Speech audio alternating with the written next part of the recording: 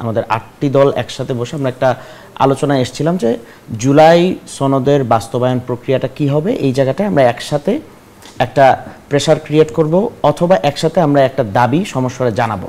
তো সেই জায়গা থেকে যখন আমরা দেখলাম যে এই ৮ দলের মধ্যে কিছু দল এমন কিছু দাবি উত্থাপন করছে যেটা আসলে আলোচনার টেবিলেই নাই, যেমন আমি যদি বলি নিম্নকক্ষে পিআরের বিষয়টা, সেটা আসলে আমাদের কাছে যতটুকু মনে হয়েছে যে আমরা যেই দাবিটা নিয়ে আমরা এখন 1 বছর আলোচনার পরে যেই জায়গাটায় চলে এসেছি, এখন আমাদের আসলে জুলাই সনদে কি থাকবে তার চেয়েও বেশি বাস্তবায়ন প্রক্রিয়া নিয়ে আমাদের ফোকাসটা হওয়া উচিত ছিল। তো সেই জায়গাটায় যদি ফোকাস থাকতো হয়তো আমরা সেই 8 দলের সাথেই আমাদের অ্যালায়েন্সটা অর্থাৎ রাজপথের আলোচনার যেই ঐক্যমত্যটা সেই জায়গাটায় আমরা থাকতাম।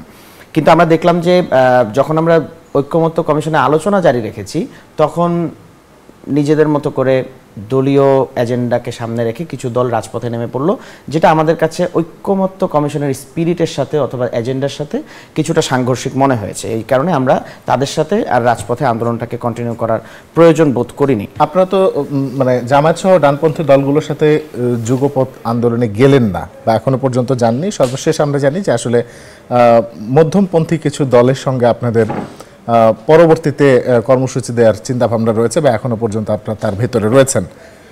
কেন আসলে এই দলগুলোর সাথে আপনারা কর্মসূচিতে গেলেন না? ধন্যবাদ।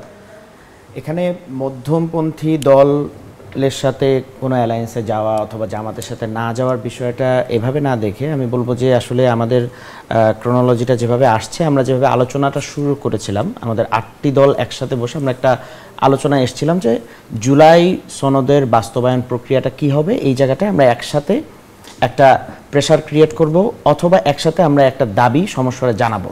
তো সেই জায়গা থেকে যখন আমরা দেখলাম যে এই 8 দলের মধ্যে কিছু দল এমন কিছু দাবি উত্থাপন করছে যেটা আসলে আলোচনার টেবিলেই নাই, যেমন আমি যদি বলি নিম্নকক্ষে পিআরের বিষয়টা, সেটা আসলে আমাদের কাছে যতটুকু মনে হয়েছে যে আমরা যেই দাবিটা নিয়ে আমরা এখন 1 বছর আলোচনার পরে যেই জায়গাটায় চলে এসেছি, এখন আমাদের আসলে জুলাই সনদে কি থাকবে তার চেয়েও বেশি বাস্তবায়ন প্রক্রিয়া নিয়ে আমাদের ফোকাসটা হওয়া উচিত ছিল। তো সেই জায়গাটায় যদি ফোকাস থাকতো হয়তো আমরা সেই 8 দলের সাথেই আমাদের অ্যালায়েন্সটা অর্থাৎ রাজপথের আলোচনার যেই ঐক্যমত্যটা সেই জায়গাটায় আমরা থাকতাম। কিন্তু আমরা দেখলাম যে যখন আমরা ঐক্যমত্য কমিশনে আলোচনা জারি রেখেছি তখন নিজেদের মতো করে দলীয় এজেন্ডাকে সামনে রেখে কিছু দল রাজপথে নেমে পড়লো, যেটা আমাদের কাছে ঐক্যমত্য কমিশনের স্পিরিটের সাথে অথবা এজেন্ডার সাথে কিছুটা সাংঘর্ষিক মনে হয়েছে। এই কারণে আমরা তাদের সাথে আর রাজপথে আন্দোলনটাকে কন্টিনিউ করার প্রয়োজন বোধ করিনি।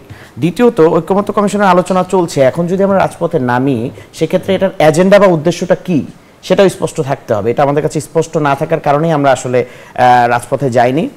আর এর বাইরে যারা জুলাই সনদ বাস্তবায়ন প্রক্রিয়া নিয়ে কথা বলছে, এখন জুলাই সনদটাকেই ঐক্যমত্য কমিশনের আলোচনাটা যেখানে থেমে আছে সেটাকে আমরা কিভাবে বাস্তবায়ন করতে পারি সেই জায়গাটা নিয়ে যারা চিন্তিত বা সেই জায়গায় যাদের কনসার্ন আছে তাদের সাথে আমাদের অ্যালায়েন্স হতে পারে।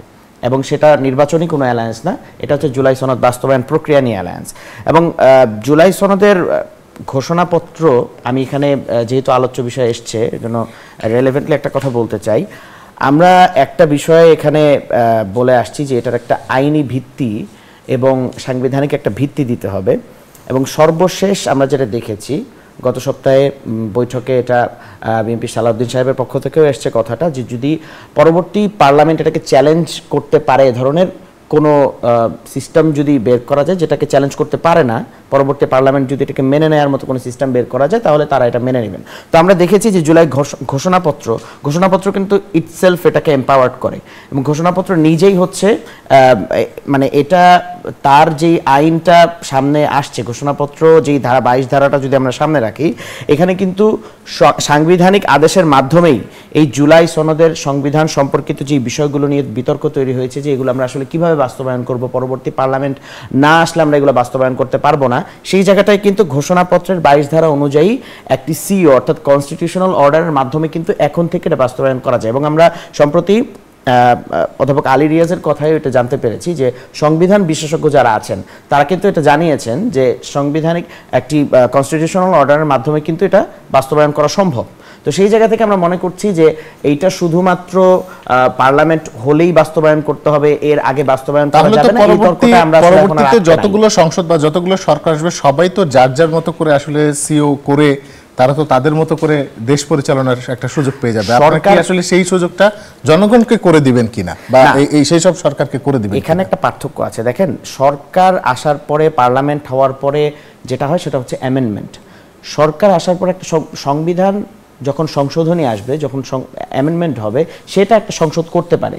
কিন্তু আপনি যখন সংবিধানের স্ট্রাকচার, বেসিক স্ট্রাকচার নিয়ে কথা বলবেন, আমরা যেই জায়গাটায় আটকে আছি আসলে জুলাই সনদের সংবিধান সম্পর্কিত যে বিষয়গুলো, আমার ইফতেখার ভাই বললেন যে আমরা এখানে এনসিসির কথা বলছি বা বিভিন্ন বিষয়ে যেগুলো জায়গায় নোট অফ ডিসেন্ট দেয়া আছে বিভিন্ন দলের পক্ষ থেকে, তো সেই জায়গাগুলো, সংবিধান সম্পর্কিত জায়গাগুলো যখন আমরা বাস্তবায়ন করতে যাব, তখন কিন্তু আমাদের এমন একটা প্রক্রিয়ার মধ্যে যেতে হবে যেটা সাস্টেইনেবল, যেটা টেকসই। এবং আমরা এই জায়গায় গণপরিষদ কাম পার্লামেন্টের কথা বলছি। আমরা বলছি যে যারা সংসদ সদস্য নির্বাচিত হবেন তারা তাদের জায়গা থেকে সংসদ সদস্য হিসাবেও ফাংশন করবেন, এবং একই সাথে সাংবিধানিক যে বিষয়গুলো নিয়ে আমরা আটকে আছি সেই জায়গায় তারা গণপরিষদের একজন সদস্য হিসেবে ফাংশন করবেন, যাতে করে আমরা সংবিধানের বেসিক স্ট্রাকচারের দোহাই দিয়ে রাষ্ট্রের যে মৌলিক সংস্কারগুলো আছে সেগুলোকে আটকে না রাখি, জুলাই সনদের সাথে এবং জুলাই স্পিরিটের সাথে গাদ্দারি না করি।